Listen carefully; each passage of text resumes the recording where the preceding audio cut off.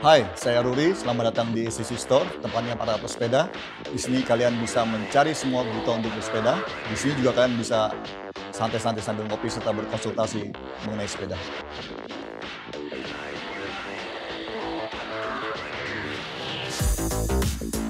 Di situ itu kepanjangan dari Education Cycling Center. Toko sepeda banyak, tapi kami belum melihat ada toko sepeda memberikan edukasi kepada pelanggan bagaimana bersepeda yang baik, bagaimana pemilihan parts. Ada beberapa teman-teman yang gabung di sini adalah mantan atlet. Jadi kami berharap dengan gabungnya teman-teman ini kita bisa memberikan nilai lebih ke para pesepeda gitu. Tidak hanya dagang, tapi kita juga punya sesuatu capacity building lah buat teman-teman, buat penghobi. Mas Surya, apa kabar? Baik. Mas, gue tadi jauh-jauh dari Jakarta, gue ke Cibinong karena gue tahu SSC itu canggih banget. Menurut lo gue mending beli jadi atau rakit nih dari nol, Mas? Mendingan lihat dulu deh.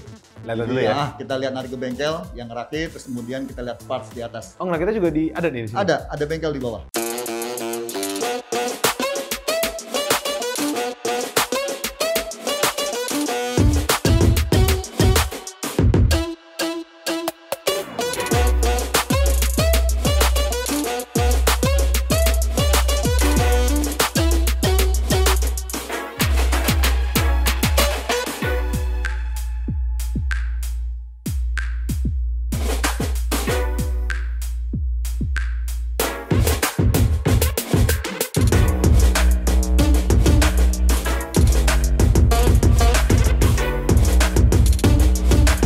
Kami punya orang yang cukup handal untuk membuat sepeda yang biasa jadi luar biasa sebenarnya. Bener, karena yang ditawarkan tuh bukan cuma lo beli deh nih, ini partnya mahal, bagus. Enggak, tapi apa yang cocok dengan postur lo, dan style lo. Betul. Benar. Kalau kita bicara sekarang, ini tren. Lagi lipat sekarang, lagi lipat. Dulu, back to 15 tahun yang lalu pernah tren fiksi. Di belakangnya lagi ada tren MTB. Brompton saat masuk, yang rame Brompton, itu sebenarnya belum serame ini sih.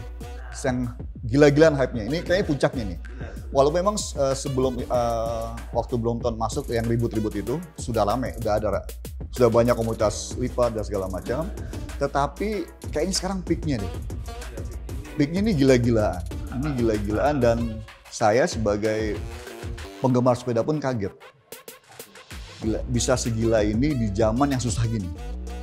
Ada kemungkinan nggak sih tren ini akan tetap terjaga atau gimana kalau Mas? Ya, kalau tren saya yakin akan sedikit menurun. Kesadaran orang akan berolahraga itu semakin tinggi sekarang. Anak-anak muda sekarang ngobrolnya udah ngobrol olahraga. Olahraga udah di lifestyle. Anyway, zaman sekarang kan kita kebatas ya, mesti keluar dan lain-lain. Nah, menurut gua sepeda itu adalah salah satu tools yang paling enak, sehat sambil rekreasi. Kuncinya di situ. Jadi kan kita sepeda ngegejotnya sehat, tapi kita juga bisa jalan-jalan rekreasi gitu ya.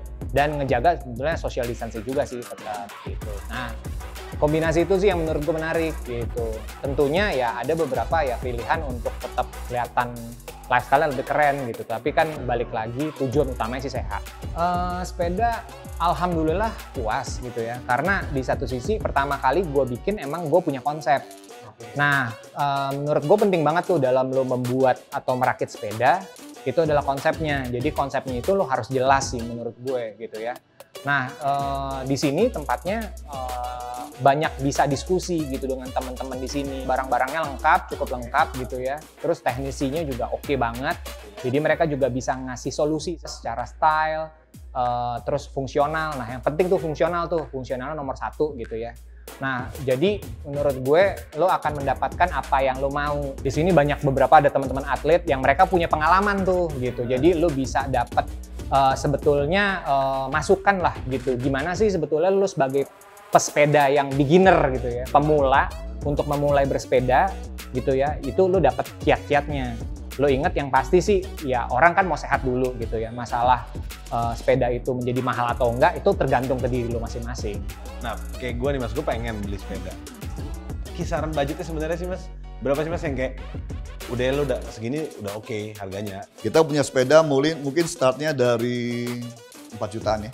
Ini sepeda termasuk yang all round sebenarnya. Jadi kalau katakan tadi kita starting dengan harga segitu, udah cukup nyaman dikendarai untuk commuting. Terus untuk kegiatan sehari-hari lah.